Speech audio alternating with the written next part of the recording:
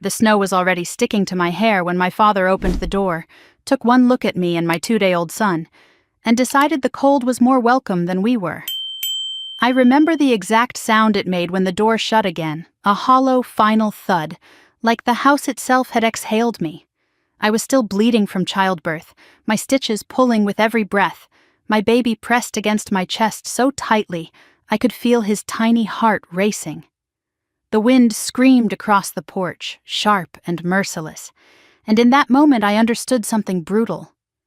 Some families don't break you because they're strong. They break you because they've trained you your whole life to believe you don't get to fight back. When my father's eyes slid past my son as if he were nothing, when his new wife's silhouette hovered behind him without a word, I realized this wasn't anger or shock or stress. This was punishment. And what he didn't know, what he couldn't possibly imagine as he chose the snow over his own blood, was that within 24 hours everything he believed about power, control, and survival would begin to collapse. The night didn't start with shouting, it never does. It started with hope, thin and stupid, but hope all the same.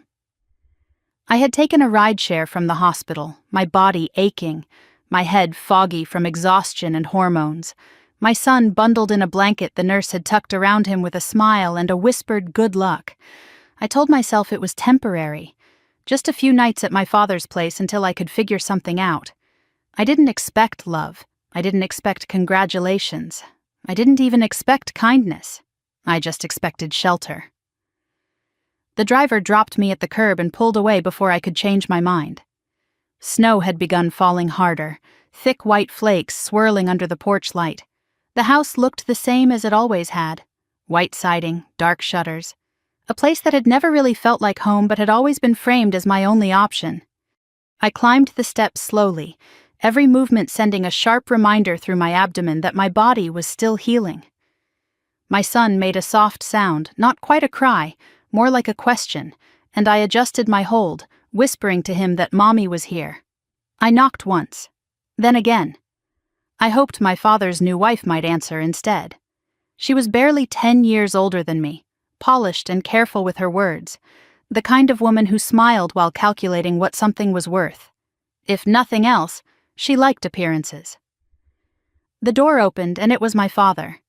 He stood there with his arms crossed, his face already set in disappointment, as if he had been rehearsing this moment all day. "You came back," he said. Not surprised, not relieved, just irritated. "I just need a place to stay for a couple of nights," I said softly. My voice sounded wrong to my own ears, thin and shaky. "I just had the baby. I'm not well yet. Please." His eyes dropped to my son for half a second, then lifted again, hardening. "You made your choices," he said. "You left. Don't come back expecting us to clean up after you." "I'm not asking you to raise him," I said quickly. "I just need somewhere safe. One night." Behind him, from somewhere deeper in the house, I heard the clink of ice in a glass and the low murmur of the television. A moment later, his wife appeared at his shoulder, wrapped in a silk robe, her expression curious rather than concerned. "Oh," she said lightly. "So this is it." My father didn't move to let me inside. "We talked about this," he said, his voice sharp. "You were supposed to handle this properly." My stomach twisted. "Handle what?" She smiled then, a small, knowing smile that made my skin prickle. "The plan," she said. "Temporary custody, just until you recovered. It would have been easier for everyone." "I'm not signing anything," I said. The words came out clearer than I felt. "I didn't agree to that." My father's jaw tightened. "You never do anything the easy way." My son shifted in my arms, his face scrunching as he began to cry, a thin, fragile sound that cut straight through me. I rocked him gently, my heart pounding. "Please," I said again. "He's cold. I'm still bleeding. I can barely stand." My father stepped fully onto the porch. His wife followed, closing the distance between us. The cold rushed in, biting harder now that the door was open. "This is your fault," my father said. "You came back when you shouldn't have." "What did I do?" I asked, stunned. You exist, his wife said calmly. You complicate things. The snow stung my face, melting into my hair and collar.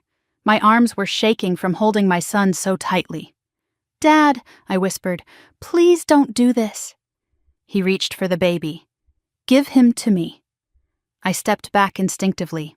No. His eyes narrowed. If you won't cooperate, you can't stay here.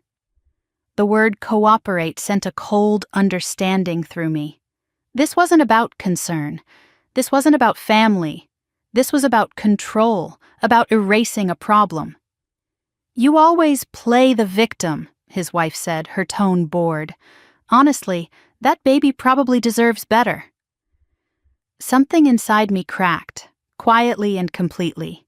Years of trying, years of shrinking myself, of apologizing for things that weren't my fault, of believing I could earn my place if I just endured a little more. Standing there in the snow with my newborn trembling against my chest, I finally understood there had never been a place for me. You need to leave, my father said. Now. I have nowhere to go, I said. My voice was barely a breath. He stepped forward and shoved me. Not hard enough to mean harm, maybe, but enough. My legs, weak from surgery and exhaustion, buckled. I stumbled back into the railing, pain exploding across my abdomen as I fought to stay upright. My son screamed. Another shove, harder this time. I went down, the porch boards slamming into my shoulder, snow soaking through my clothes instantly. My vision blurred as pain flared hot and bright. Stop, I cried, please. My father reached for the door. When you're ready to cooperate, he said coldly, maybe we'll talk. He's 2 days old, I screamed. He'll freeze. Not my responsibility, he said, and shut the door. The lock clicked. The world went quiet except for the wind and my son's desperate cries. I curled around him as best I could, shielding his tiny body with mine, praying my warmth would be enough. The cold seeped in fast, stealing my breath, burning my skin. My hands went numb. My teeth chattered so hard my jaw ached. I rocked him, whispered to him, promised him things I wasn't sure I could keep. Mommy's here, I said over and over. Stay with me, please. The sky seemed impossibly wide above me, the snow falling heavier now, muffling everything. My son's cries weakened, each one softer than the last, and panic surged through me like a physical force. This can't be how it ends, I thought. Not like this, not because of them. Headlights cut through the storm. At first, I thought I was hallucinating. Then I heard doors slam, voices shouting, boots crunching across snow. Strong hands lifted my son from my arms, wrapping him in something warm. And another set of hands steadied me. An oxygen mask pressed gently over my face.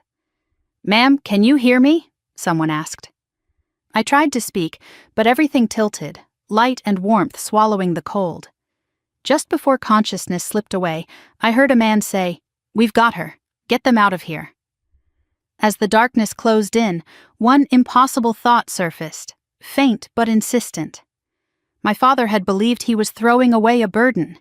He had no idea he had just created a threat. The first thing I felt was warmth, not gentle warmth, but the sharp, almost painful kind that rushed back into my body all at once, making my skin sting as if it were waking from a long, brutal sleep. I gasped, my lungs burning, my chest heaving as I sucked in air that didn't scrape like ice. For a moment I didn't know where I was. The wind was gone, the snow was gone, the porch was gone. Instead, there was a low hum, steady and mechanical, and a soft amber light glowing above me. My head turned instinctively, panic flaring before I was fully awake. My baby, I croaked, my throat dry and raw, the words barely forming. He's right here, a woman said immediately, her voice calm and firm, the kind of voice that doesn't panic because it knows exactly what it's doing. She stepped into my line of sight wearing navy scrubs, her hair pulled back neatly, her expression professional but kind. He's safe. You're safe. Safe. The word felt foreign, like a language I didn't speak anymore. I tried to sit up, a sharp pain tearing through my abdomen as my body protested. I cried out despite myself, my hand flying to my stomach. "Easy," she said, placing a steady hand on my shoulder. "You had hypothermia, and your incision reopened. You lost a lot of blood, but you're stable now." My eyes searched the room until they landed on a clear bassinet beside the bed. Inside, wrapped in thick cream-colored blankets, was my son. His tiny chest rose and fell in a steady rhythm.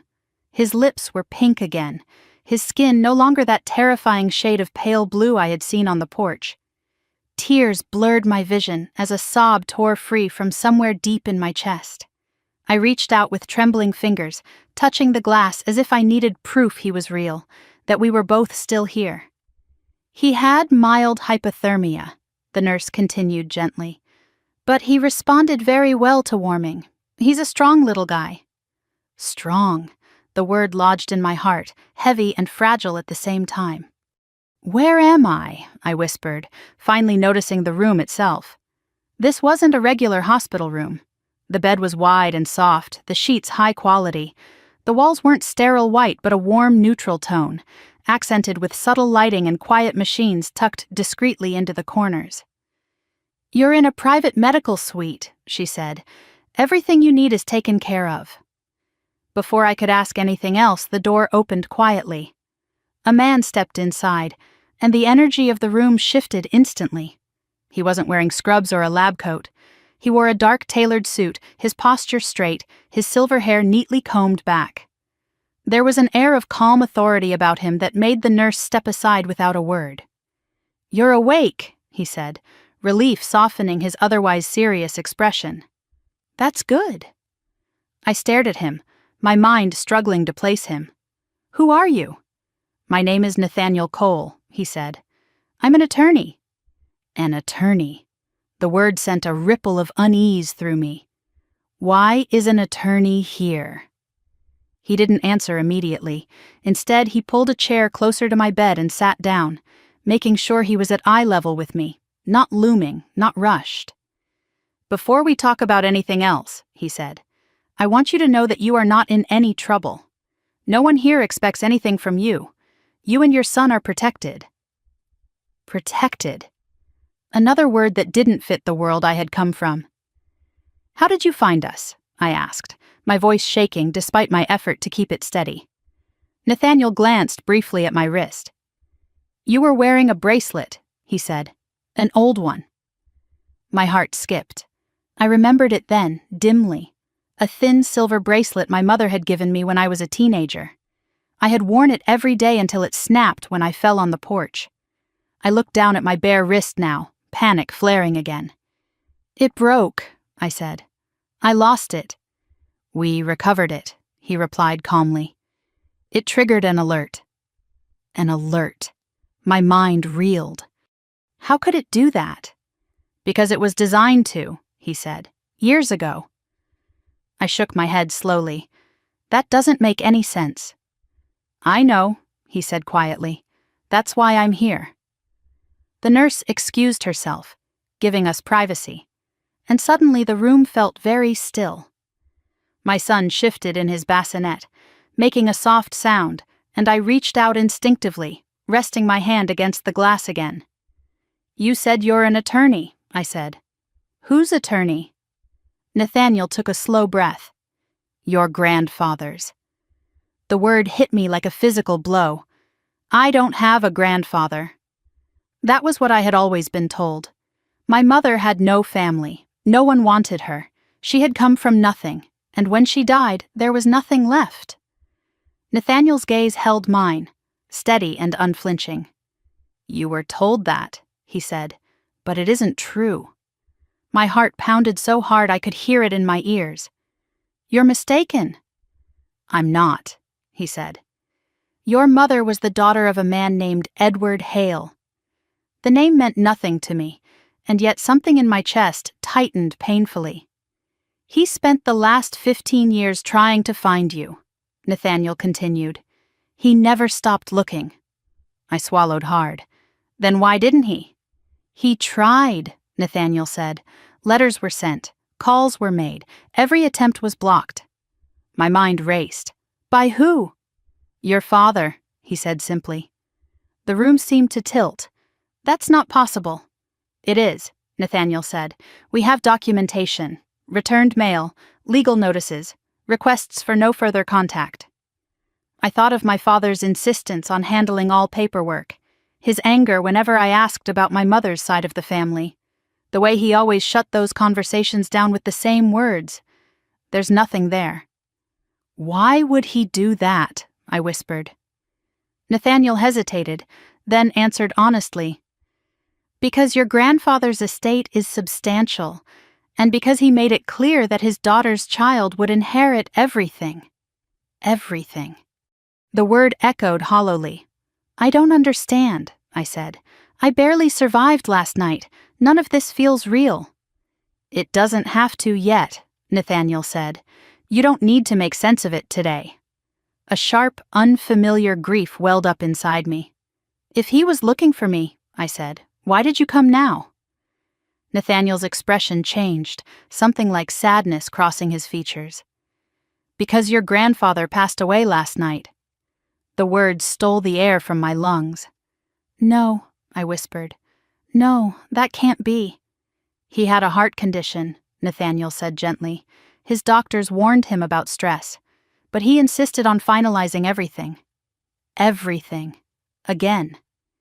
He knew we were close, Nathaniel continued. He knew we had located you. He wanted to meet you in person. Tears slid down my temples into my hair, silent and unstoppable. I had spent my whole life believing no one was looking for me, that I was unwanted, disposable. And now I was being told that someone had searched for me, loved me from a distance, and died just hours before reaching me. I never even knew him, I whispered. He knew you, Nathaniel said. Enough to make sure you were protected. He reached into his briefcase and pulled out a thick envelope, placing it carefully on the bedside table. This is for you, he said. From him. I stared at it, my name written across the front in strong, deliberate handwriting. My fingers hovered over it, afraid that opening it would make everything real. What happens now? I asked. For now, Nathaniel said, you rest, you heal, and when you're ready, we'll talk about what comes next. I nodded slowly, overwhelmed, my gaze drifting back to my son. He stirred again, his tiny hand curling into a fist, as if grasping at the world.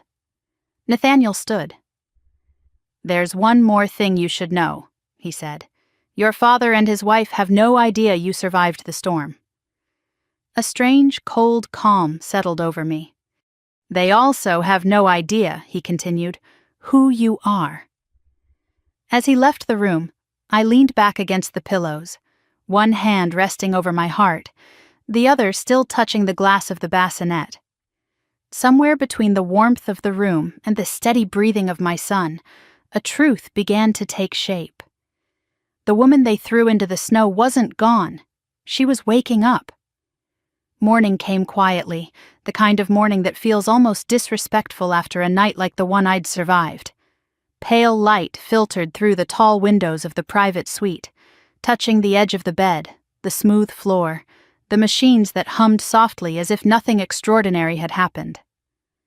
My son slept peacefully in the bassinet beside me, his tiny chest rising and falling in a rhythm so steady it felt like a miracle. For a long moment I simply watched him, afraid that if I moved too quickly, the calm would shatter. Then my eyes drifted to the envelope on the bedside table. My name was still there, written in ink that hadn't faded, bold and deliberate, as if whoever had written it expected me to read it eventually. I hadn't touched it since Nathaniel placed it there the night before. I hadn't slept much either. Every time I closed my eyes, I heard the door slam again, felt the cold bite into my skin, saw my father's face as he turned away. Some truths don't hurt because they're painful. They hurt because they change everything. I reached for the envelope with trembling fingers, then stopped. My hand hovered in the air, my chest tightening. If I opened it, There would be no going back to the life I thought I had. The story I'd been told about who I was, where I came from, and why I never quite belonged would finally collapse. A soft knock interrupted my thoughts. Nathaniel entered quietly, carrying a slim leather folder under his arm. He glanced first at my son, then back at me. "How are you feeling this morning?" "Sore," I said honestly. "Confused." He gave a small nod, as if that was exactly the answer he expected. "That's fair." He pulled a chair closer and sat, unhurried. There was something grounding about the way he moved, as if he had no intention of rushing me through the most fragile moment of my life. "You don't have to open it yet," he said, following my gaze to the envelope. "Nothing in there is time-sensitive." "Then why does it feel like it is?" I asked quietly. "Because it represents a choice," he said. "And choices change trajectories." I swallowed. "Before I open it, I need to know something. Ask, why are you really here?" My voice didn't waver this time. "Not just as an attorney. Why did you come yourself?" Nathaniel studied me for a moment, then answered with careful honesty. "Because your grandfather didn't trust just anyone with this. He wanted someone who would treat you like a person, not an asset." That word landed heavily. Asset. "You keep saying my grandfather," I said, "but I don't even know his name." "Edward Hale," Nathaniel replied. "He was meticulous and very private." I nodded slowly. "Tell me about my mother." The question seemed to surprise him, just slightly. He leaned back in his chair, choosing his words. "She was intelligent," he said, "strong-willed. She challenged him constantly. When she left home, it wasn't because she was disowned. It was because she refused to live by terms that felt like control." A bitter, familiar ache spread through my chest. "That sounds familiar." "She disappeared deliberately," Nathaniel continued, "changed her name, cut off contact. Your grandfather spent years trying to find her, but she didn't want to be found." "And when she died?" I asked. He exhaled slowly. "We didn't know. Not until much later. By then you were already living under your father's roof." The pieces began to slide into place, clicking together with a sickening clarity. My father's insistence that my mother had no family. His rage whenever I asked questions. The way he positioned himself as my only lifeline. "You said he blocked contact," I said. "How?" Nathaniel opened the folder in his lap and slid a single document toward me. It was a copy of a formal notice, years old, requesting all communication from the Hale estate to cease. My father's signature was at the bottom. My stomach dropped. "He told us you didn't want contact," Nathaniel said gently. "That you were unstable. That it would be harmful to disturb you." Unstable. The word echoed sharply, a word my father had used my entire life whenever I disagreed with him. "He lied," I whispered. "Yes." I closed my eyes briefly, my hand curling into the sheets. So why now? Why did he suddenly want me gone? Nathaniel didn't answer right away. Instead, he reached into the folder again and pulled out a different document. Financial statements, corporate filings, numbers that meant nothing to me yet, but the tension in his jaw told me they mattered. "Your father's business is failing," he said. "Rapidly." I opened my eyes. "Failing?" "He's over-leveraged," Nathaniel explained. "Debt, missed payments. A partnership he was counting on fell through. And recently he entered discussions with a firm that could potentially save him." Something cold settled in my chest. "What does that have to do with me?" Nathaniel met my gaze squarely. "That firm has strict due diligence requirements. No unresolved legal risks. No family disputes that could become liabilities." Understanding crept in, slow and horrifying. "My son and I were a risk." "Yes." "And the custody paperwork his wife mentioned," I said, my voice barely steady. "That wasn't about helping me recover." "No," Nathaniel said quietly. "It was about control, about eliminating uncertainty." I let out a short, humorless laugh that tasted like grief. So he didn't throw me out because of his new wife. He threw you out because of fear, Nathaniel said. She just gave him permission. The room felt suddenly smaller, the walls closing in as memories resurfaced with new meaning. The way my father always insisted on holding my documents, the way he discouraged independence, the subtle threats disguised as concern. I need to open the letter, I said.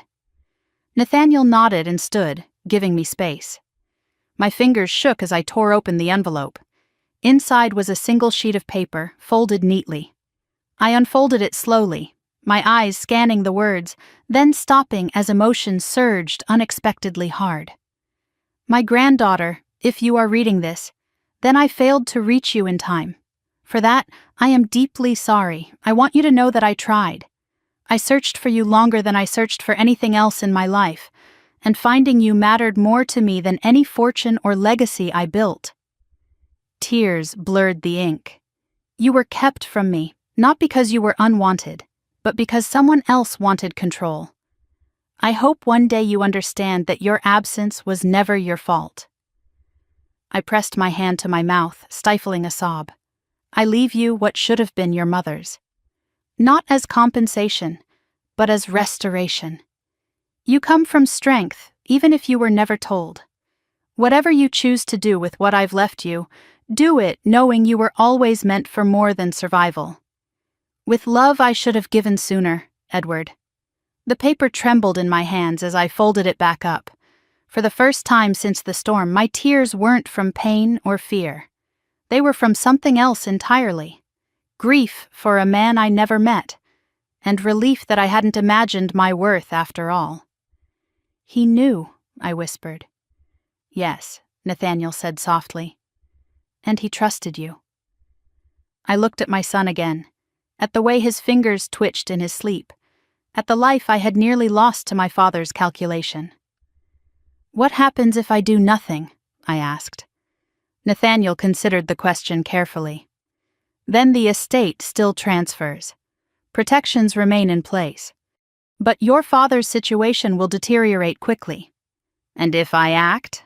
A faint, knowing look crossed his face. Then you change the board entirely. Silence settled between us, heavy but not uncomfortable. I need time, I said. Of course, he replied. But there is something else you should be aware of. I looked up. The firm your father is negotiating with, Nathaniel said. They believe they're dealing with an anonymous executive team. My pulse quickened. Meaning? They don't know who holds final authority, he said. And they certainly don't know it's you. A strange calm spread through me, different from the numbness I'd felt before. This was clarity, sharp and steady. When will I find out more? I asked. Nathaniel gathered his folder and stood. Tomorrow, he said. That's when the next phase begins. He paused at the door, then added, and for what it's worth, you survived something most people wouldn't. That wasn't luck. After he left, I leaned back against the pillows, exhaustion finally settling into my bones. I reached over and gently touched the glass of the bassinet again, my son's warmth radiating through it. They tried to erase us, I whispered to him. But they failed. Outside, the light grew brighter, the world moving forward as it always did. And for the first time, I wasn't bracing for what might be taken from me next. I was preparing for what I would no longer allow. I didn't sleep that night, not really. I drifted in and out of shallow rest, my mind replaying the same fragments over and over like a broken reel. The sound of the lock clicking. The weight of my son against my chest. My father's voice, flat and final.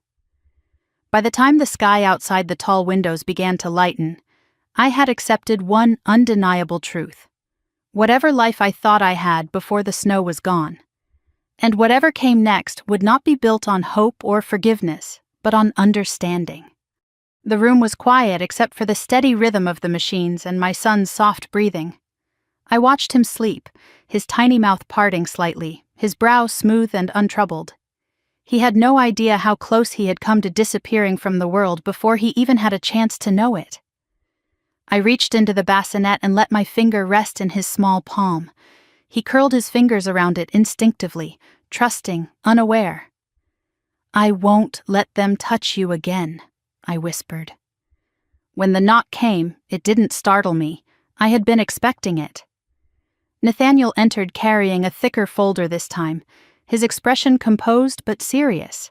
He closed the door behind him carefully, as if sealing us off from whatever chaos might exist beyond these walls. "You didn't rest," he said, not as an accusation, but as an observation. "I couldn't," I replied. "My mind wouldn't stop." He nodded. "Then perhaps it's time to give it something concrete." He placed the folder on the table near my bed but didn't open it right away. Instead, he sat down and folded his hands. "I want to ask you something before we go any further," he said. "Do you want the truth, or do you want the reason?" I frowned. "Aren't they the same?" "Not always," he said quietly. I thought about my father's face in the doorway, the calculation behind his eyes. "I want both." Nathaniel opened the folder. Inside were documents that felt heavier than paper should. Financial reports, legal correspondence, charts filled with figures and timelines. He slid the first page toward me. "This is your father's company," he said. "At least what's left of it." I stared at the numbers, not fully understanding them, but sensing the story they told. "It looks bad." "It is," Nathaniel confirmed. "He's been bleeding money for over a year, quietly, covering losses with short-term fixes, loans stacked on loans." "Why didn't anyone stop him?" "They tried," Nathaniel said. "Partners pulled out, advisors warned him. But he made one critical assumption." "What assumption?" "That something would save him at the last minute." I looked up. "What something?" Nathaniel hesitated for a fraction of a second. "A deal." He flipped to another document. This one was a summary, shorter, more focused. My eyes caught on certain words even before he spoke. Strategic partnership, confidential negotiations, due diligence. "He's been courting a firm with the resources to absorb his debt and stabilize his operations," Nathaniel said. "It's his last chance." "And did he get it?" I asked. "Not yet," he said. "They're cautious, thorough, they don't rush into anything." Something cold settled in my stomach. "What do they want?" "Clean lines," Nathaniel replied. "No unresolved legal risks, no family disputes, no potential claims." My chest tightened. "Claims like me." "Yes," he said without hesitation, "and your son." The room felt suddenly smaller. "So that's why," I whispered. "That's why he wanted me to sign those papers." "Yes, and his wife," I added, the memory of her calm smile flashing through my mind. She knew. Nathaniel leaned back slightly. "She knew enough. She's been pushing him toward aggressive solutions." I let out a bitter breath. "She married him for security." "And control," Nathaniel said. "She's very concerned with appearances, a perfect family image, a narrative that sells stability." "And a newborn grandchild from an unstable daughter doesn't fit," I said. "No," he agreed. "It complicates things." I thought of the way my father had looked at my son, not with curiosity or affection, but with irritation, as if he were an inconvenience. "He didn't throw me out because of her," I said slowly. "He threw me out because he panicked." "Yes," Nathaniel said. "Fear makes people cruel, especially when they believe cruelty will solve their problems." I closed my eyes, letting the weight of that sink in. "You said this firm is careful. What happens now?" "They're still evaluating," Nathaniel said, "but the events of the last 24 hours have not gone unnoticed." My eyes snapped open. "They know?" "They know there was an incident," he clarified. "They know there may be legal exposure, and they know your father has not been entirely forthcoming." A flicker of something unfamiliar sparked in my chest. Not anger, not fear, something steadier. "What else are they looking at?" I asked. Nathaniel studied me for a moment, then answered. They're looking at lineage, at succession, at who actually holds power behind the scenes. I frowned. I don't understand. You will, he said gently. Soon. He stood and moved to the window, glancing out at the city below. There's something else you should know about your father's situation, he said. The timing of his marriage wasn't accidental. I laughed softly, humorless. Of course it wasn't. He needed to present stability, Nathaniel continued. A wife, a household, someone who looked polished and compliant. And I didn't, I said. No, he said. You represented uncertainty, a connection he couldn't control anymore. I felt a strange clarity settle over me, sharp and cold. He didn't raise me out of love, I said quietly. He raised me because he was guarding something. Yes, Nathaniel said. He kept you. The words echoed painfully, kept, like an object, like leverage.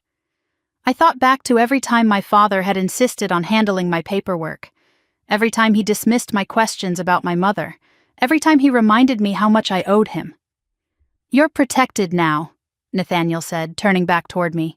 Legally, physically, financially. For how long? I asked. For as long as you need, he replied. But there will come a point when you'll have to decide how visible you want to be. I looked at my son again, his face peaceful. What happens if I stay invisible? Nathaniel considered that. Your father's deal will likely fail. His business will collapse under its own weight, and he'll never know why. And if I don't? I asked. Then you enter the conversation, he said. On your terms. The idea settled into me slowly, unsettling but oddly empowering. He thinks I'm gone, I said. He thinks I'm weak. Yes. And his partners think they're negotiating with someone else entirely. Nathaniel's mouth curved slightly. Correct. I leaned back, exhaustion washing over me in waves. I don't want revenge, I said quietly. I just want him to stop being able to hurt us. Nathaniel nodded. Power doesn't have to be loud to be effective. He closed the folder and placed it carefully back on the table. There's one more connection you should be aware of, he said. The firm your father is pursuing has a very particular requirement. What is it? I asked.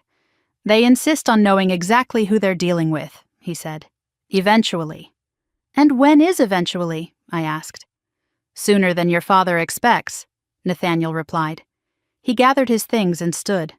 Rest today, he said. Heal. Tomorrow will require clarity. After he left, I lay back against the pillows, staring at the ceiling. The pieces were finally aligning, forming a picture I had never been allowed to see. My father hadn't been my protector, he had been my gatekeeper. And the gate was no longer his to control.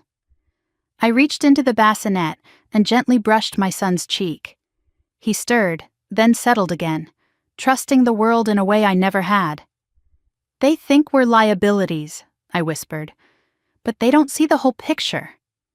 Outside, the city moved on, unaware of the quiet shift taking place behind these walls. Somewhere, my father was likely rehearsing his next excuse, his next manipulation, convinced he was still in control. He had no idea that the very thing he tried to erase was about to become the reason everything he built would begin to fall. The first time I stepped into the executive training wing, I felt like an imposter wearing someone else's future. The space was quiet in a deliberate way, not empty, but focused. Glass walls muted the outside world. Screens glowed with market data, financial models, and global timelines that seemed to pulse with a life of their own. This wasn't a hospital room. This wasn't a shelter from the storm. This was where decisions were made, decisions that shaped lives far beyond mine. My son slept against my chest in a soft carrier, his weight grounding me. I could feel his breath through the fabric, steady and warm, a reminder that everything I was about to learn wasn't abstract. It was for him. Nathaniel walked beside me, unhurried, as if this was the most natural place in the world for us to be. We'll start slow, he said.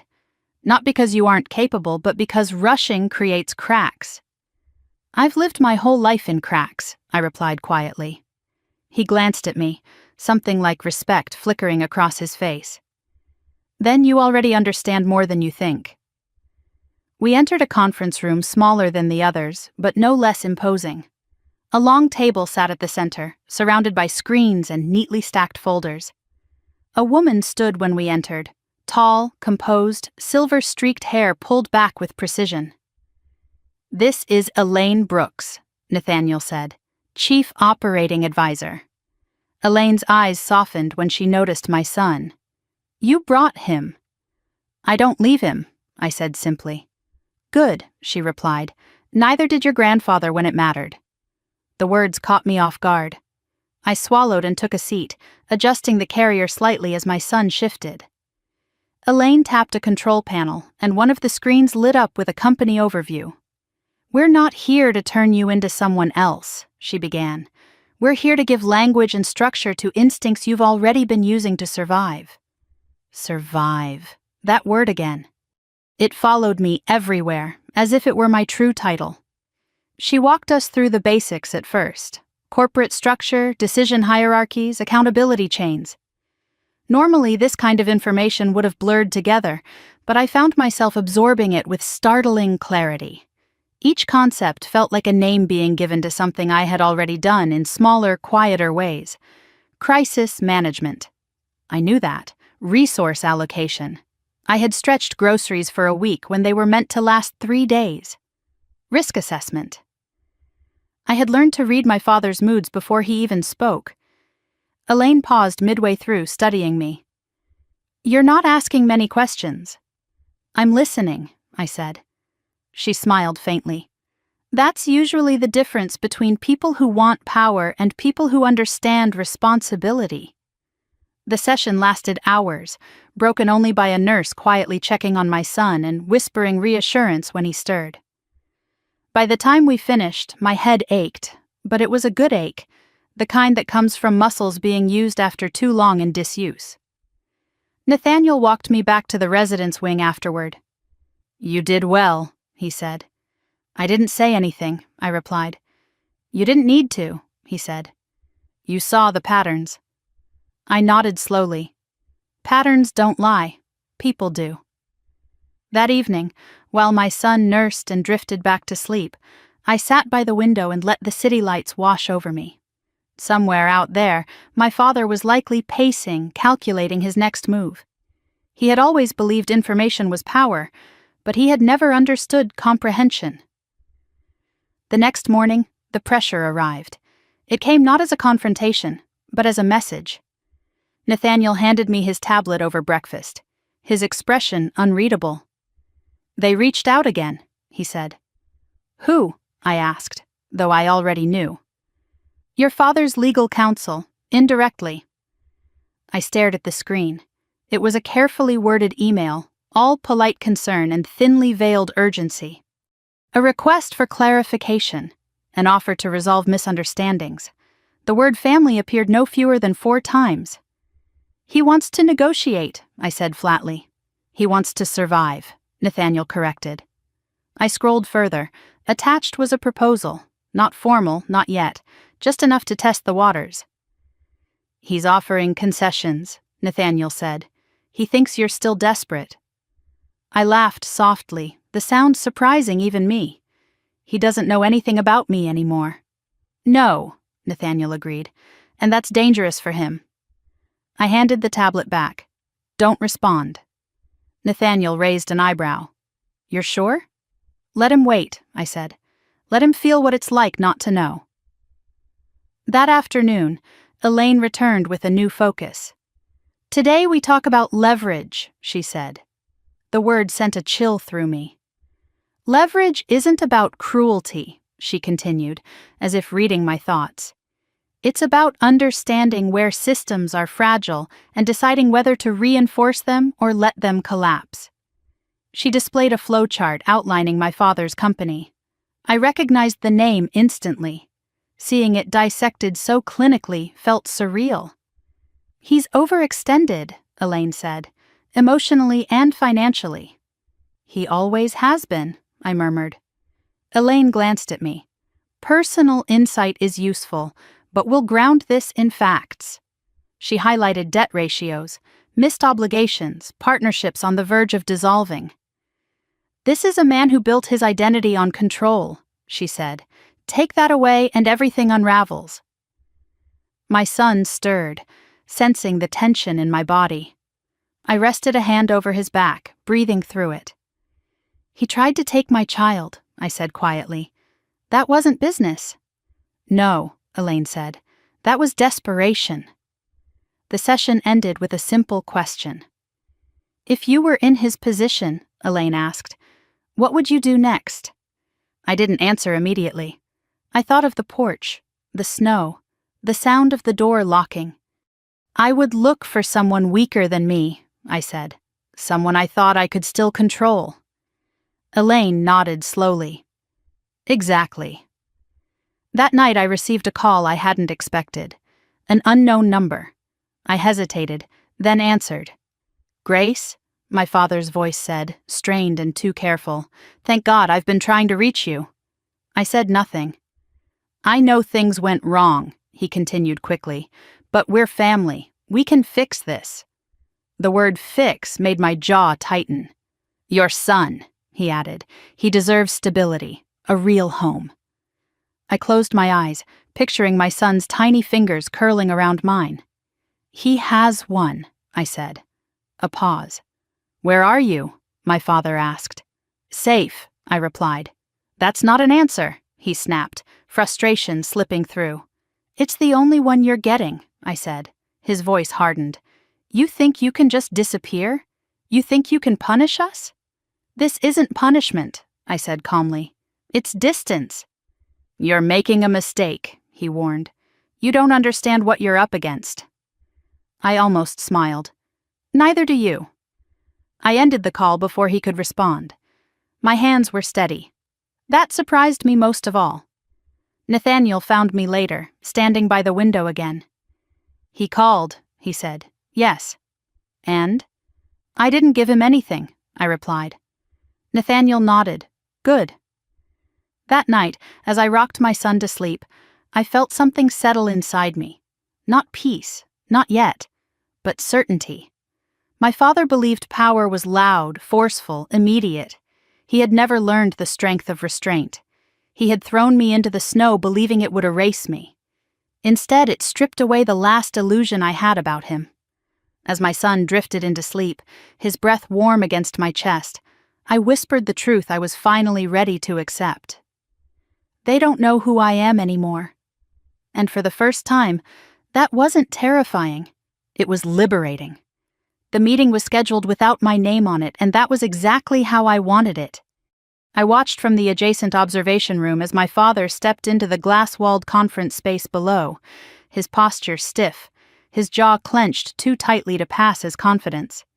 He wore the same navy blazer he always used when he wanted to look respectable, the one he believed made people take him seriously. It didn't hide the desperation in his eyes. Beside him walked his new wife, Meredith. She moved with the practiced ease of someone who had learned how to occupy space without ever belonging to it. Her heels clicked sharply against the polished floor, each step deliberate. She scanned the room with cool appraisal, already calculating exits, advantages, angles. Meredith never entered a space without measuring what it could give her. They took their seats across from Nathaniel, who sat alone at the long table, composed, unreadable. From where I stood behind the tinted glass, holding my son close against my chest, I could see everything. The subtle tightening of my father's fingers around the leather portfolio. The way Meredith leaned in just slightly, whispering something meant to steady him. This was the first time since the snowstorm that I had seen them together like this, stripped of the illusion of authority they wore at home. In this room, they weren't parents or spouses or gatekeepers. They were applicants. Nathaniel began calmly. "Thank you for coming on such short notice." "Of course," my father replied quickly. "We appreciate the opportunity. We've been looking forward to discussing the partnership." Meredith smiled, thin and polished. We believe our values align. Nathaniel inclined his head. That remains to be determined. I felt my son shift slightly, his small body pressing closer to mine. I rested my hand over his back, grounding myself. I wasn't here to react. I was here to observe. Nathaniel slid a folder across the table. Before we move forward, there are concerns we need to address. My father straightened. Concerns? Yes, Nathaniel said. Financial inconsistencies, legal exposure, and unresolved family matters. Meredith's smile faltered for a fraction of a second before she recovered. Family matters? Yes, Nathaniel continued, specifically a recent incident involving your adult daughter and her newborn child. The air shifted. I saw it in my father's eyes, the flash of alarm quickly masked by indignation. That situation has been exaggerated, he said. She left voluntarily. She's always been unstable. Meredith nodded. We tried to help. She refused reasonable arrangements. I felt a familiar tightening in my chest, but it didn't overwhelm me this time. Instead, it clarified everything. Nathaniel remained still. You're saying your daughter chose to leave your home with a 2-day-old infant during a winter storm? My father hesitated. She was emotional. And injured? Nathaniel asked. She claimed to be, Meredith interjected smoothly. But she's always been dramatic. The words hit harder than I expected, not because they hurt, but because they sounded exactly like the ones that had shaped my entire childhood. Hearing them spoken so casually in a corporate setting stripped them of any remaining power. Nathaniel leaned back slightly. You should understand that the firm you're seeking partnership with places significant importance on risk management. Of course, my father said quickly. That's why we're here. Risk, Nathaniel continued, includes reputational risk, legal risk, and moral risk. Meredith's eyes narrowed almost imperceptibly. We have documentation, Nathaniel said, his voice even, that suggests your account may not be entirely accurate. My father's face flushed. What documentation? That will be discussed internally, Nathaniel replied. For now, understand that the partnership is paused. Paused. The word landed like a blow. You can't just pause it, my father protested. We've invested months into these talks. Months, Nathaniel echoed, while failing to disclose potential liabilities. Meredith leaned forward. With all due respect, this feels like a misunderstanding. Perhaps if we met the decision-maker directly, we could clarify things. I felt my breath catch, just slightly. Nathaniel met her gaze. The decision-maker is fully informed. When will we meet them? She pressed. When and if they decide it's necessary, he said. My father swallowed hard. We're running out of time.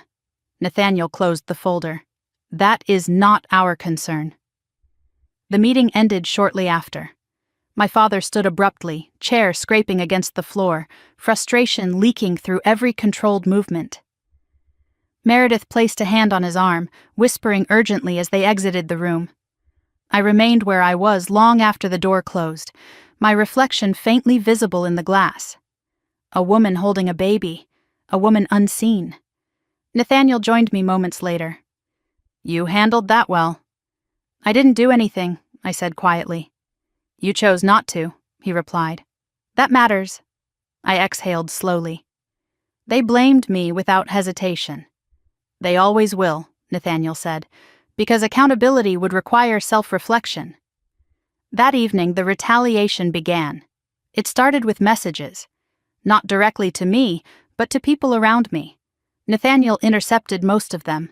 Emails questioning my mental stability, inquiries disguised as concern, subtle attempts to paint me as unreliable. He's trying to control the narrative, Nathaniel explained. He always does, I said. The next morning, it escalated. A formal letter arrived, stamped and urgent. My father had filed an emergency motion requesting temporary custody of my son, citing abandonment, instability, and lack of support. I stared at the document, my hands steady despite the weight of it. He wants leverage, I said softly. Yes, Nathaniel confirmed. And he believes the court will side with him. He's counting on old assumptions, I murmured, that I'll be too afraid to fight. Nathaniel looked at me carefully. Are you? I looked down at my son, asleep in his bassinet, his tiny chest rising and falling in perfect rhythm. No, I said. I'm tired of surviving. I want to protect. The legal team moved quickly. Statements were prepared, medical records compiled, witnesses identified. Every detail of that night in the snow documented with clinical precision. As the evidence came together, I felt something unexpected. Not rage, not triumph, but grief. Grief for the child I had been, who had spent years believing she was the problem. That night, I held my son close and whispered truths I was still learning to believe myself. You are not a bargaining chip, I told him. You are not leverage. You are loved. The custody hearing was scheduled for 48 hours later. The night before it, I stood alone on the balcony, the city lights stretching endlessly below. Snow had begun to fall again, soft and quiet this time, nothing like the storm that had nearly taken everything from me. Nathaniel joined me, hands in his coat pockets. Tomorrow will be difficult. I know, I said, but it will also be clarifying, he added. I nodded. He'll lie. Yes. And they might believe him. Possibly, Nathaniel said. At first, I turned to him. When do I stop hiding? He studied me for a long moment. When hiding no longer serves your safety. I looked back at the snow, each flake drifting down without force, without malice. Just motion. I don't want revenge, I said. I just want the truth to stand. Nathaniel's voice was quiet. Truth has weight. Once it lands, it changes everything. Inside, my son stirred, a small sound pulling me back from my thoughts. I went to him immediately, lifting him gently, feeling his warmth seep into me. They don't know who I am, I whispered into his hair. They think I'm still the girl they could push outside and forget. He shifted against me, secure, trusting. Tomorrow, I would walk into a courtroom not as a daughter asking for mercy, but as a mother demanding protection. And my father would finally learn what happens when the person you tried to erase becomes the one standing between you and everything you need. The courthouse smelled like old paper and disinfectant, a sterile mix that made my stomach tighten the moment I stepped inside. I adjusted my grip on my son, his small body warm against my chest, completely unaware that strangers were about to argue over his future, as if he were an asset instead of a human being.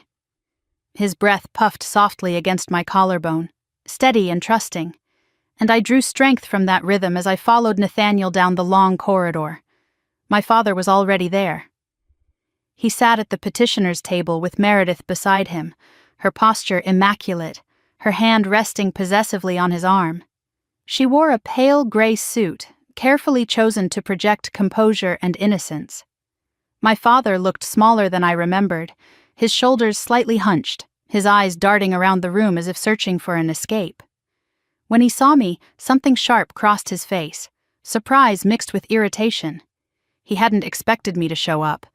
That realization alone steadied me. We took our seats opposite them. Nathaniel leaned in close, his voice low. Remember, he said, you don't have to prove who you are. They have to prove their claims. I nodded, even though my pulse was loud in my ears. The judge entered, an older man with a stern expression and tired eyes. He wasted no time with pleasantries. This was an emergency hearing, and everyone in the room knew it. Mr. Carter, the judge began, addressing my father, you've petitioned for temporary custody of your grandchild. State your grounds. My father rose, smoothing his jacket with shaking hands. Your Honor, he said, voice practiced, my daughter abandoned her newborn shortly after birth. She disappeared without notice, leaving the child in a dangerous situation. We are deeply concerned for his safety. Meredith dabbed at her eyes with a tissue, a performance so familiar it almost made me nauseous. The judge turned to her. Mrs. Carter? She nodded solemnly. We tried to help her. We offered stability, a home. But she refused. She's always been unpredictable. Unpredictable. The word echoed through me, dragging up years of being labeled difficult, emotional, ungrateful. I focused on my son instead, feeling the weight of him anchor me in the present. The judge turned toward me. Ms. Harper, he said, using the name on the file, not yet aware of what it meant. What is your response? I stood slowly, careful not to disturb my son. My legs felt steady beneath me even as my heart raced. I did not abandon my child, I said clearly. I was forced out of my father's home in the middle of a snowstorm 2 days after giving birth. My surgical incision reopened. My son and I were locked outside. A murmur rippled through the courtroom. My father scoffed. That's not what happened. The judge raised a hand. You'll have your turn. Nathaniel stepped forward, placing a stack of documents on the judge's desk.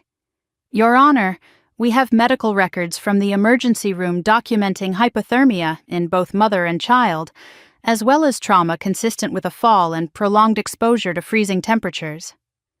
The judge flipped through the pages, his brow furrowing.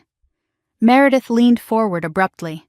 She's exaggerating, she said. She left because she didn't want to cooperate with reasonable family arrangements. Arrangements? The judge asked sharply. My father cleared his throat. Temporary custody.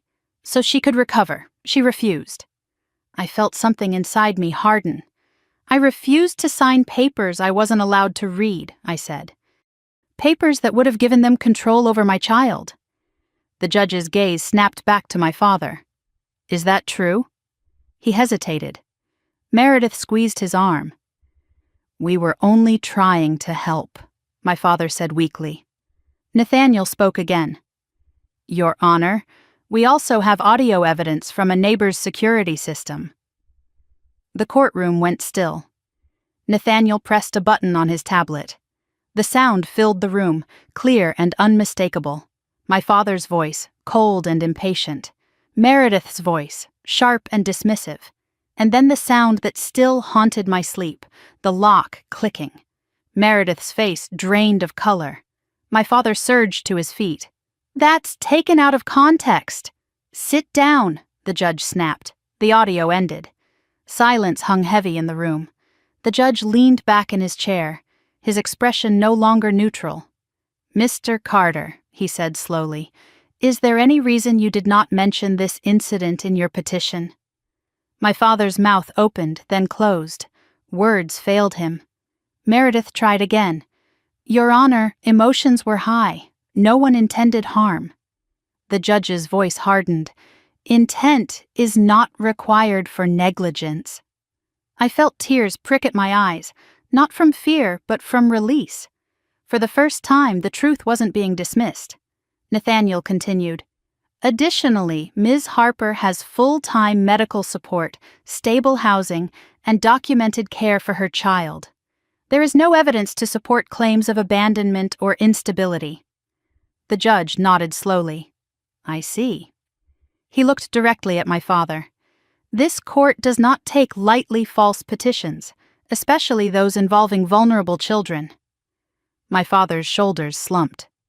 I am denying the request for temporary custody, the judge said firmly. Furthermore, I am issuing an order prohibiting unsupervised contact with the child pending further review. Meredith gasped. You can't do that. I just did, the judge replied. My breath left me in a rush I hadn't realized I was holding. I sank back into my chair, clutching my son as relief washed through me in waves. The judge banged his gavel. This hearing is concluded. As people began to stand, my father turned toward me, his face twisted with anger and something that looked like fear. You think this is over, he hissed under his breath. You're making powerful enemies. I met his gaze calmly. You made them when you chose control over compassion. Meredith grabbed his arm, pulling him back as court officers stepped closer.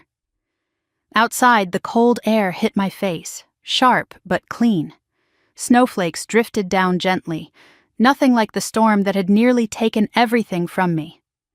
Nathaniel walked beside me in silence until we reached the car. "You did well," he said finally. "I didn't do it alone," I replied, looking down at my son. "No," Nathaniel agreed. "You didn't." As the car pulled away from the courthouse, I watched my father and Meredith standing on the steps, small figures against the imposing stone building. For years, that man had seemed larger than life, his authority absolute. Now he looked like what he was, just another person facing consequences. I rested my hand over my son's back, feeling his warmth, his life. "They tried to erase us," I whispered, "but we're still here." The city stretched ahead of us, vast and uncertain, but for the first time I wasn't afraid of what waited beyond the horizon. I was ready. The silence after the hearing felt heavier than the courtroom itself. It followed me back into the car, wrapped around the drive through the city, and lingered even after the doors of the residence closed behind us. It wasn't the silence of peace yet. It was the silence of something holding its breath. My son slept through most of it, his small chest rising and falling against mine, blissfully unaware that the world had just tried and failed to take him away from me. I carried him inside slowly, every step deliberate, as if moving too fast might shatter the fragile sense of control I was still learning to trust. Nathaniel stayed behind after escorting us in. "You should rest," he said gently. "But don't be surprised if they don't." "Rest?" I echoed faintly. "They," he clarified. "Your father and his wife. People like them don't accept boundaries quietly." He was right. The first sign came less than 2 hours later. A message request appeared on my phone from a name I didn't recognize at first. Then I saw the profile picture. Meredith. Her hair perfectly styled, her smile wide and artificial, frozen in a photo that felt like a warning more than an invitation. I didn't open it. Another followed. Then another. Nathaniel noticed the tension in my shoulders. "She's reaching out?" I nodded. "Don't respond," he said. "Not yet." I placed my phone face down on the table and focused on my son, rocking him gently as he stirred. "She's never reached out to me directly before," I murmured. "She always spoke through my father." "That's because she thought she didn't need to," Nathaniel replied. "Now she's improvising." That night, the news cycle picked up the story. Not the full truth, not yet, but whispers. An emergency custody petition denied. A family dispute involving a newborn. Speculation wrapped in vague language. I watched the headlines scroll across the muted television screen while my son slept in his bassinet nearby. "They're testing public sympathy," Nathaniel said, trying to frame themselves as concerned grandparents. "And me?" I asked. He didn't hesitate. "As unstable, disappearing, uncooperative." The words should have hurt. Once they would have. But something had shifted inside me. "I don't want to fight them in public," I said quietly. "I don't want my son growing up as a headline." Nathaniel nodded. "Which is why we won't react. We'll respond." The difference mattered. The next morning, Elaine arrived earlier than usual. She carried no folders this time, no screens or charts. Just a quiet intensity that told me this session would be different. "Today," she said once we were seated, "we talk about visibility." I adjusted my son in the carrier, his small hand curling around my finger. "I'm not sure I want it." "That's the point," Elaine replied. "Power seeks you whether you want it or not. The question is how you shape it." She pulled up a single document on the screen. A partnership overview. I recognized the logo immediately. The firm my father had been courting so desperately. "They're nervous," Elaine said. "Not because of the hearing, because of you." I frowned. "They don't even know who I am." "They know someone intervened," she said. "Someone with resources, discretion, and influence." "And that scares them?" "It intrigues them," Elaine corrected, "which is far more dangerous." Nathaniel stepped in. "They've requested a private briefing," Not with your father, with us. With me? I asked. With the entity, he said carefully. They still don't know the connection. My pulse quickened. So they're willing to listen? Yes, Elaine said, but only if they believe they're dealing with strength.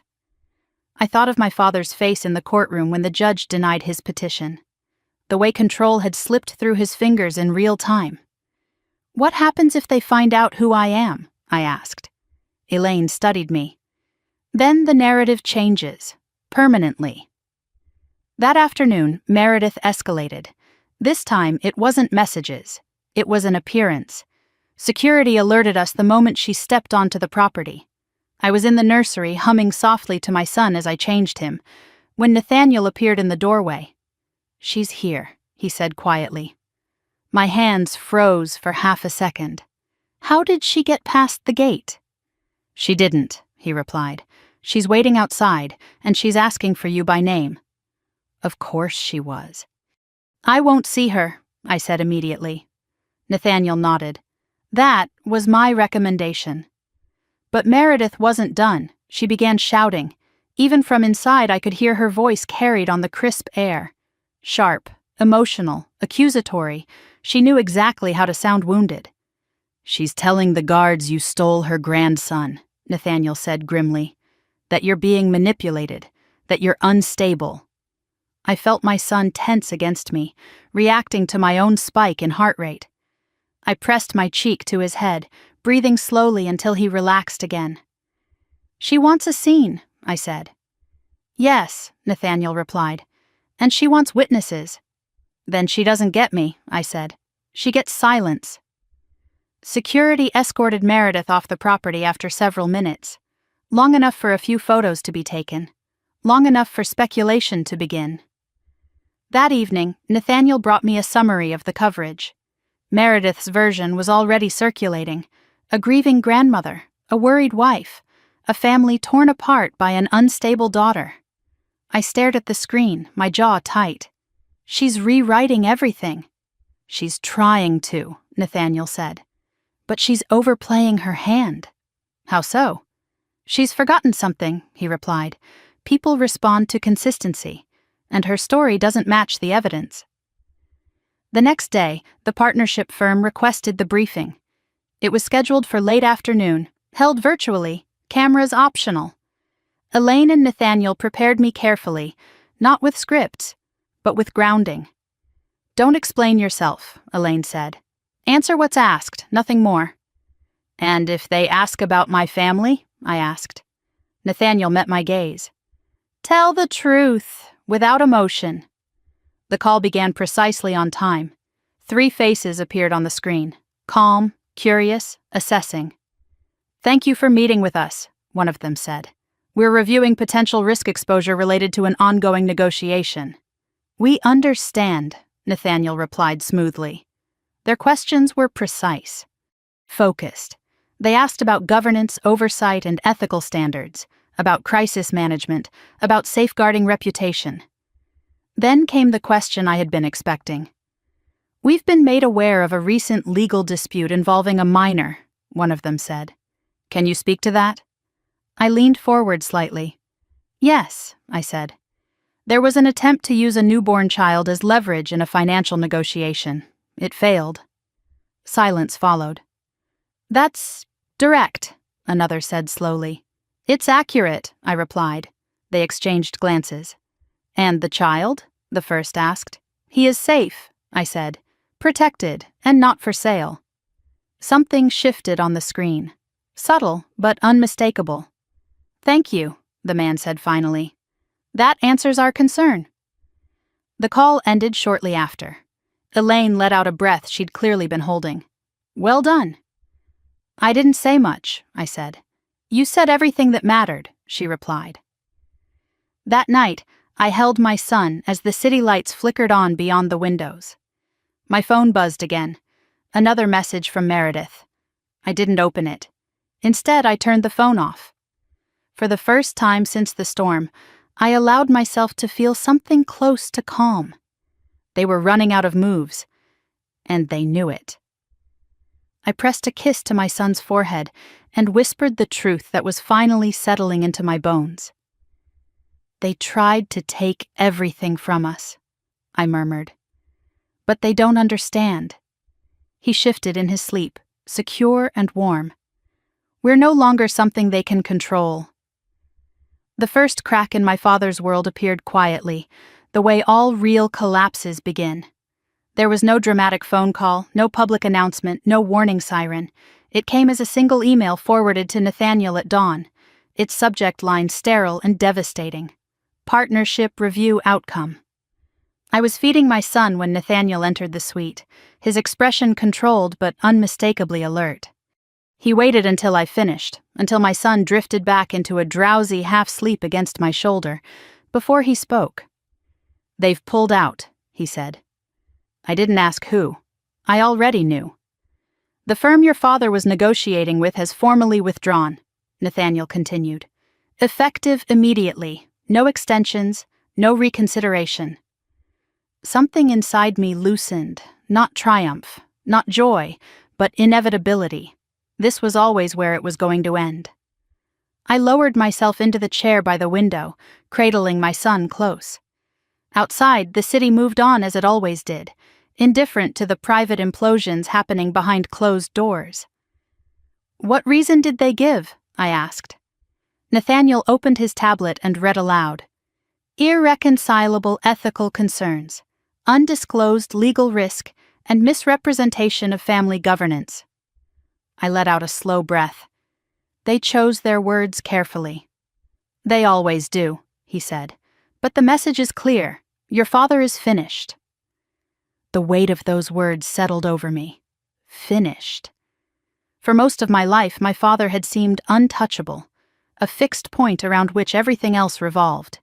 Even when he was cruel, even when he was wrong, I believed he would always land on his feet. I was wrong. By mid-morning, the ripple effects had begun. Nathaniel kept me informed without overwhelming me, giving me only what I needed to know. Creditors were calling in debts early. A supplier suspended deliveries. A longtime client terminated their contract citing instability. Each development was small on its own, but together they formed a pattern my father couldn't outrun. "He doesn't know why this is happening," Nathaniel said. "Not yet." "And Meredith?" I asked.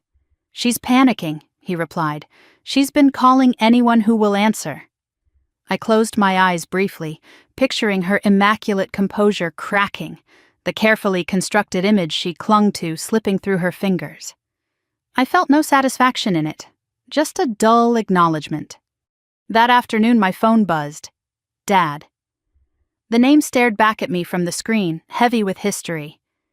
For a moment I considered ignoring it. I owed him nothing. But something told me this call wasn't about reconciliation. It was about collapse. I answered. "Grace," he said immediately, his voice hoarse, stripped of its usual authority. "We need to talk." I said nothing. "Everything's falling apart," he continued, urgency bleeding through. "Deals are being canceled, accounts are frozen, I don't understand what's happening." I adjusted my grip on my son, feeling his steady warmth ground me. "I told you," I said calmly. "Actions have consequences." "This isn't about consequences," he snapped. "This is sabotage. Someone is interfering." I almost laughed. "You mean someone finally told the truth?" A sharp inhale on the other end. "You did this," he accused. "You're behind this." "No," I said. "I didn't do anything. I stopped protecting you from the results of your own behavior." "You're punishing us," he said, his voice cracking. "Your stepmother is terrified. We're going to lose the house." The house. The same house whose door he had locked while snow buried my feet and my newborn cried in my arms. "You already chose your priorities," I replied. "I'm just no longer one of them." Silence stretched between us, thick and raw. "You owe me," he said finally, desperation seeping into the words. That sentence snapped something clean inside me. "I owed you when I was a child you were supposed to protect," I said, my voice steady. I owed you when I covered for your failures. I owed you when I begged for warmth and you shut the door. I owe you nothing now. You're my daughter, he whispered, as if the word itself could pull me back into line. I'm a mother, I replied. And that matters more. I ended the call before he could respond. My hands didn't shake afterward. That surprised me most. An hour later, Meredith tried. She didn't call. She sent a voice message. Her tone was different this time. Gone was the sharp edge, the performative concern. In its place was raw fear. Grace, her voice wavered. Please, we need help. Your father is falling apart. This has gone too far. I listened without expression, my son sleeping peacefully in my arms. You're a good person, she continued. You wouldn't let a family lose everything. Think of your brother-in-law's kids. Think of the community. You have influence now. Use it. She still didn't say sorry. I deleted the message. That evening, Nathaniel joined me for a quiet briefing. No screens, no files, just conversation. They're out of options, he said, which means they'll get louder. How loud? I asked. Public, he replied. They'll try to force your hand. I nodded slowly. Then we prepare. The next day, the story broke. A local business owner on the brink of collapse. A family betrayed by their own blood. Anonymous sources painted my father as a victim of corporate cruelty and personal vendettas. Meredith's fingerprints were all over it. Nathaniel watched my reaction carefully as I read the headlines. We can counter this, he said. Immediately. No, I replied. Not yet. He studied me. Why wait? Because this story doesn't survive scrutiny, I said. And the more they talk, the more they reveal. True to form, Meredith went further. She scheduled an interview. I watched it later that night, my son asleep beside me. Meredith sat beneath soft studio lights, her hands folded just so, her voice trembling at precisely calculated moments. We tried to help her, she said, tears glistening in her eyes. We welcomed her home, but she was unstable, and now she's using her connections to destroy us. There it was again. The same lie, dressed up for a different audience. Nathaniel paused the video. This crosses a line. Yes, I agreed, which means it's time. The following morning, I agreed to a controlled statement. Not an interview, a release.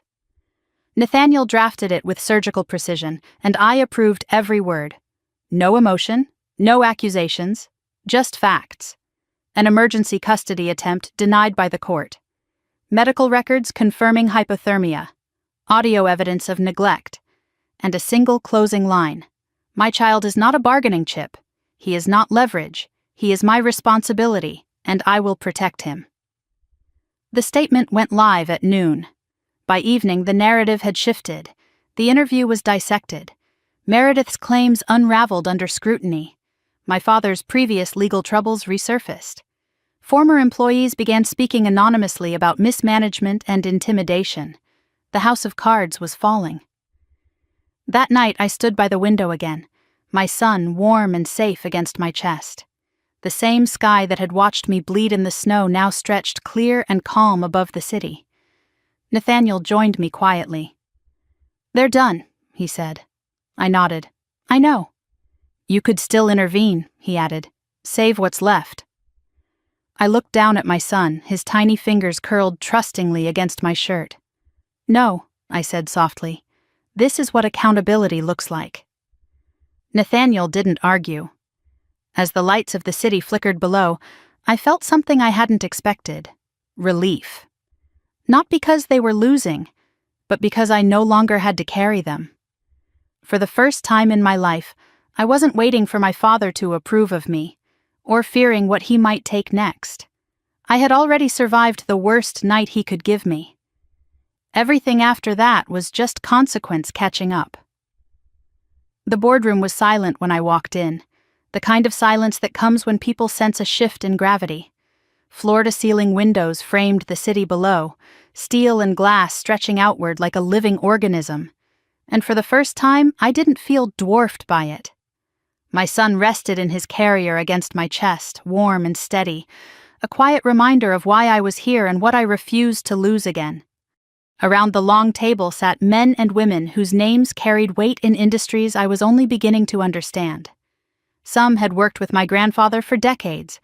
Others were newer, sharper, watching me with the careful interest of people assessing risk. Not one of them spoke as I took my seat at the head of the table. Nathaniel stood to my right. Elaine sat a few seats down, her expression calm, almost approving. The screen behind me glowed with a single word in bold lettering: governance. I took a breath and began. "I know many of you expected someone different," I said evenly. "Someone older, someone louder, someone with a resume that looks like yours." No one interrupted me. "But my grandfather didn't choose me because I look familiar," I continued. "He chose me because I understand what it costs when power is abused and when systems protect the wrong people." A few faces shifted. Not discomfort, attention. "I won't pretend to know everything yet," I said. "What I do know is this: Holt doesn't survive by repeating old patterns. It survives by learning from them." I nodded once to Elaine. She tapped her tablet and the screen changed. A timeline appeared. Clean. Precise. It showed the last 48 hours of fallout from my father's collapse. Pulled partnerships, public retractions, legal exposure spreading like fractures across glass. "This," I said, gesturing toward the screen, "is what happens when leadership mistakes control for stability." One of the board members, a man with silver hair and a reputation for bluntness, leaned forward. "You're referring to the Carter situation?" "Yes," I replied, "and to every situation like it." He studied me. "Some would argue this wasn't Holt's problem." I met his gaze. "It became our problem the moment someone tried to use a child as leverage." The room stilled. I felt my son shift slightly, his small movement grounding me. I rested my hand over his back without breaking eye contact. "My leadership will be defined by one principle," I continued. "We do not partner with people who see human lives as assets to be traded." Another board member spoke up, a woman with sharp eyes and a measured tone. "You're proposing a change in vetting standards." "I'm proposing clarity," I said. "Ethical exposure is financial exposure. The two can't be separated." There was a pause, then a nod. Nathaniel stepped forward. "Ms. Harper has already authorized a revised governance framework," he said. "One that requires full disclosure of family litigation, custody disputes, and potential coercion risks for all major partnerships." A murmur passed through the room. This was not how things had been done before. The silver-haired man leaned back slowly. "Your grandfather would have liked this." Something tight in my chest eased, just a fraction. The meeting continued for hours. Questions came fast, layered with skepticism, curiosity, and something else I hadn't expected. Relief. Relief that someone was finally saying what many of them had known but never voiced. When it ended, the board voted unanimously to ratify the interim framework. As they filed out, Elaine lingered. "You didn't flinch," she said quietly. "I couldn't afford to," I replied. She glanced at my son. "You didn't need to. He did it for you." After the boardroom emptied, Nathaniel and I walked back through the corridor in silence. My legs finally felt the weight of the day, but my mind was sharp, alert. "You've officially stepped into it," Nathaniel said. "There's no going back now." "I don't want to go back," I replied. He hesitated. "There's something else." I looked at him. "What now?" "Your father showed up at the building this morning," he said carefully. My stomach tightened. "How did he get past security?" "He didn't," Nathaniel said. "He tried." I closed my eyes briefly, then opened them. "What did he want?" "To see you," Nathaniel replied. "He said it was urgent." "Did he say why?" Nathaniel shook his head. "Only that everything was gone." We reached the elevator. The doors slid open, reflecting my image back at me. I barely recognized the woman staring back. Straighter posture, steadier eyes. No apology in her stance. "I won't see him," I said. Nathaniel nodded. "I didn't think you would." That evening, as I fed my son and watched the city darken beyond the windows, the call came anyway. Not to my phone, to Nathaniel's. "He's threatening to go public again," Nathaniel said after hanging up. "Says he has nothing left to lose." I felt no fear this time, only clarity. "Then let him," I said. Within the hour, another article appeared. More accusations, more claims of betrayal. This time they named me. Nathaniel watched my reaction closely. "We can shut this down." "No," I said quietly. "We don't need to." The next morning, the consequences arrived. A former business partner of my father released a statement corroborating mismanagement. Then another. Then a former employee. Each story peeled away another layer of credibility from the narrative Meredith had tried to sell. By noon, the tone had shifted completely. By evening, it was over. That night, I received one final message. Not from my father, from Meredith. It was short. "We're losing the house. He's not himself. Please." I stared at the screen for a long moment, then turned the phone off. Later, as I stood by the crib watching my son sleep, Nathaniel joined me quietly. "Do you feel guilty?" he asked. I considered the question carefully. "I feel sad," I said.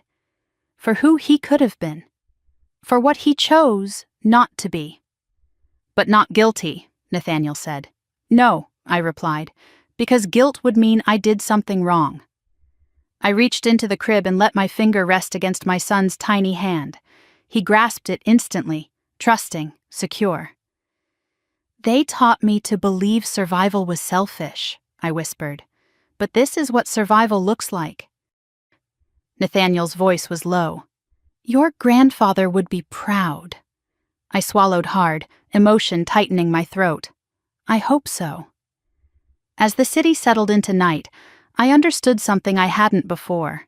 This wasn't revenge. This was alignment. Everything that had been hidden was now exposed. Everything that had been twisted was being set straight. And for the first time in my life, I wasn't reacting to someone else's chaos. I was leading. And the man who once locked me out in the snow no longer held any door I needed to walk through. The call came just after midnight, the kind of hour when only bad news or unfinished business dares to surface. I was pacing the living room with my son pressed against my shoulder, his warm weight grounding me as the city lights flickered below.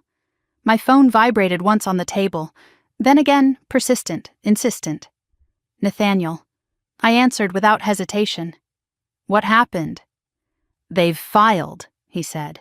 No preamble, no softening. My steps slowed. "Filed what?" "A civil suit," he replied. "Wrongful interference, emotional distress, financial sabotage." I closed my eyes for a moment, breathing through the familiar ache that flared in my chest. "My father?" "Yes," Nathaniel said. "And Meredith is listed as co-plaintiff." Of course she was. "They're suing me," I said quietly. "They're trying to," he corrected. "It's not about winning. It's about noise, delay, intimidation." My son stirred slightly, sensing the shift in my body. I adjusted him gently, lowering my voice. "When?" "The filing went through an hour ago," Nathaniel said. "We'll receive formal notice in the morning." I leaned against the window, staring out at the city. The same skyline that had once felt unreachable now felt like a witness. "So this is their last move?" "Yes," he said, "and it's reckless." "Good," I replied. Nathaniel paused. "Good?" "They're finally doing something they can't walk back," I said. "That means the truth comes out fully." I could almost hear him nodding. "I was hoping you'd say that." The next morning arrived heavy with anticipation. Legal documents were delivered before breakfast, thick and formal, stamped with language meant to intimidate. Accusations spilled across the pages, claims that bordered on absurd. They painted me as manipulative, emotionally unstable, vindictive, a daughter who had turned on her own family for power. I read every word without flinching. My son lay on the rug beside me, kicking gently, completely oblivious to the war being waged around his name. I watched him for a moment, his small fists opening and closing, and felt something steady rise inside me. "They're lying," I said aloud. Nathaniel stood across the room. "Yes. And this time, we don't counter quietly." Elaine joined us shortly after, her expression sharp, focused. "This lawsuit opens doors," she said. "Discovery alone will expose everything they've been trying to hide." "Good," I repeated. She studied me. "You understand this will be public." "I know," I said. "I'm done protecting them from who they are." The days that followed blurred into preparation. Depositions scheduled, financial records subpoenaed, emails recovered, messages unearthed. Every lie my father had layered over the years was now being peeled back under legal scrutiny, and the cracks widened fast. Former employees came forward. Not for me, for themselves. Stories of intimidation, of financial pressure, of threats masked as advice. Meredith's name appeared again and again, always just behind the scenes, nudging, persuading, manipulating. One afternoon, Nathaniel placed a slim folder in front of me. "You should see this." Inside was an email chain dated months before the storm. My father, Meredith, a lawyer. The subject line made my blood run cold. Custody strategy. I read in silence as words jumped off the page. Discussions of timing, of leverage, of how a newborn could be used to stabilize negotiations if I refused to cooperate financially. My hands tightened around the paper. "They planned it," I whispered, "before I even gave birth." Nathaniel nodded grimly. "Yes." Something inside me shifted, not violently, but definitively. The last fragile thread of hope I hadn't realized I was still holding snapped cleanly. That night, after I put my son to bed, I sat alone in the quiet and let myself feel it. Not rage, not grief, just truth. They hadn't acted in the moment. They had calculated. The lawsuit moved faster than they expected. Their own filings became weapons against them as contradictions surfaced. Statements didn't align, timelines conflicted, their narrative fractured under the weight of evidence. Then came the subpoena for Meredith's phone records. She didn't take it well. The voicemail she left me was unhinged, nothing like the polished woman from interviews. Her voice cracked, sharp with panic and fury. "You did this," she hissed. "You ruined everything. We gave you a chance and you destroyed us." I deleted it without responding. 2 days later, my father tried again. He showed up at the gate. Security alerted me immediately. I watched from the upper window as he stood there, smaller than I remembered, shoulders slumped, hands shoved deep into his coat pockets. He looked old. Not in years, but in defeat.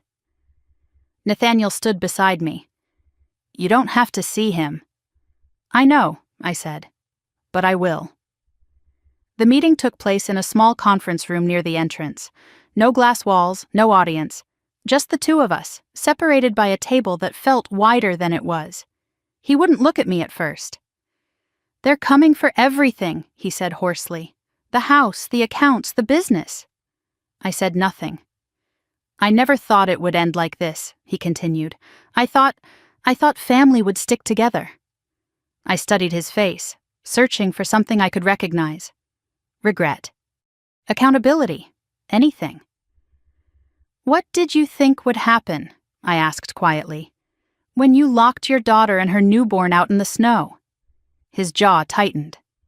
"You're still on that." "Yes," I said.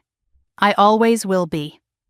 He finally looked up at me then, his eyes red-rimmed, desperate. I was scared. "So was I," I replied, "but only one of us chose cruelty." Silence stretched between us. "I need help," he said finally. "If you don't intervene, I'll lose everything." I leaned back in my chair. "You already lost me." He flinched as if struck. "You're my blood," he whispered. "No," I said calmly. "My son is my blood, and I will never teach him that love comes with conditions." Tears slid down his face then, real this time, not performative. Please. I stood slowly. This meeting is over. As I walked out, I felt lighter. Not because he was suffering, but because I was no longer responsible for saving him from himself. The lawsuit collapsed a week later. Their legal team withdrew after discovery exposed too much. A quiet settlement followed. No admission of guilt, no apology, just an end. The media cycle moved on quickly, as it always does. New scandals, new villains, new distractions. But inside me, something settled. One evening, as I rocked my son to sleep, the last piece clicked into place. This wasn't about revenge. It wasn't about power. It was about boundaries.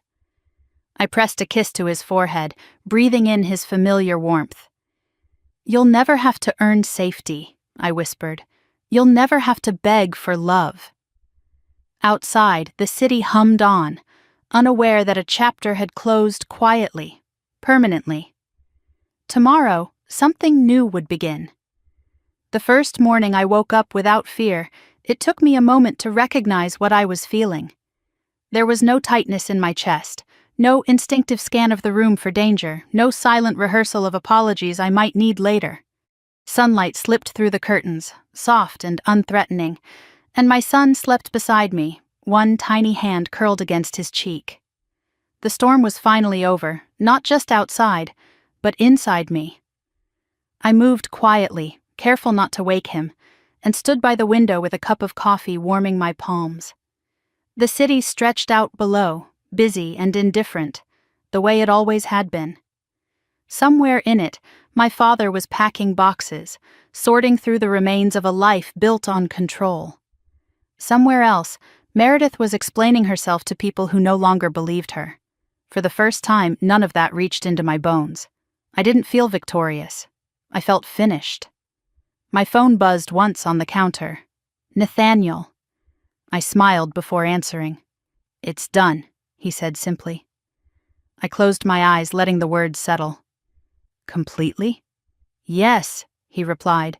"Final paperwork went through this morning. No appeals, no loose ends." "Thank you," I said, though the words felt too small. "You did the hard part," he said. "I just kept the doors open." After we hung up, I went back to the bedroom and lifted my son gently into my arms. He stirred, then relaxed, trusting the world in a way that still amazed me. I pressed my lips to his hair and breathed him in. "We're safe," I whispered. "No one can take that from us." The days that followed were quieter than I expected. There were meetings, of course, decisions to make, a company to lead responsibly.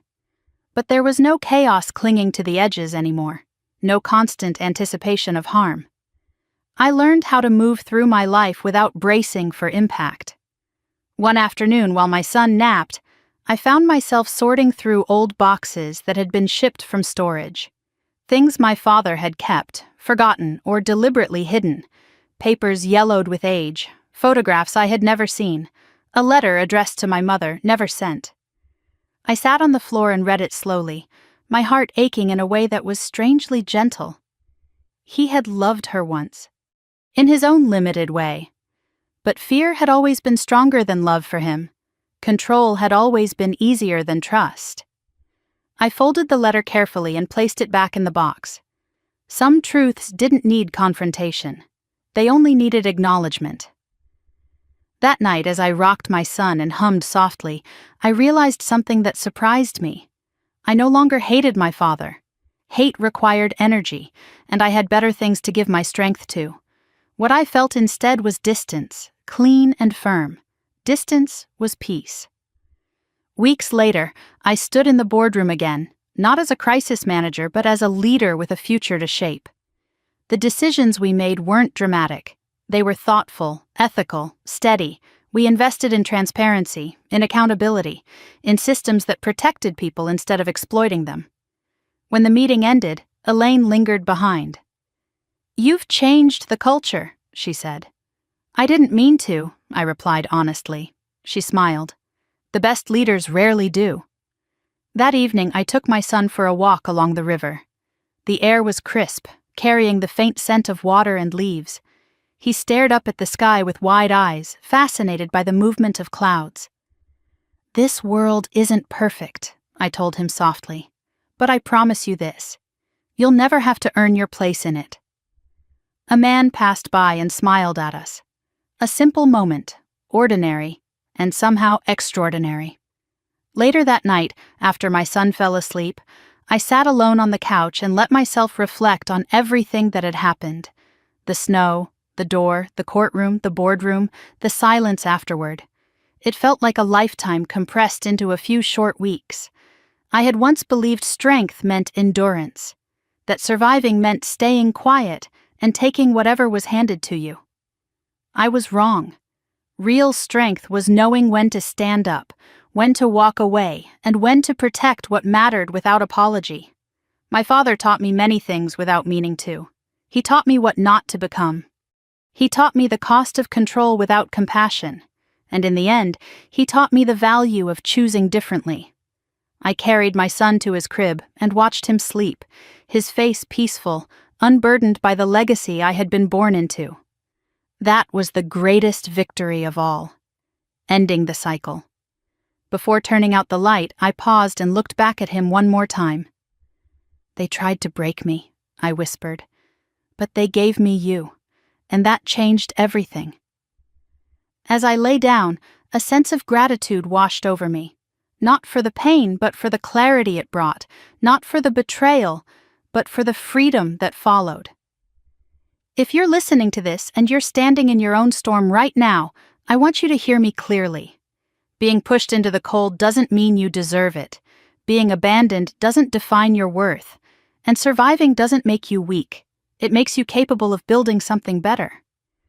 Sometimes the people who hurt us believe we'll always stay small. Sometimes they think we'll never stand up, never leave, never speak. But life has a way of shifting when you choose yourself and the ones you love. I didn't rise because I wanted revenge.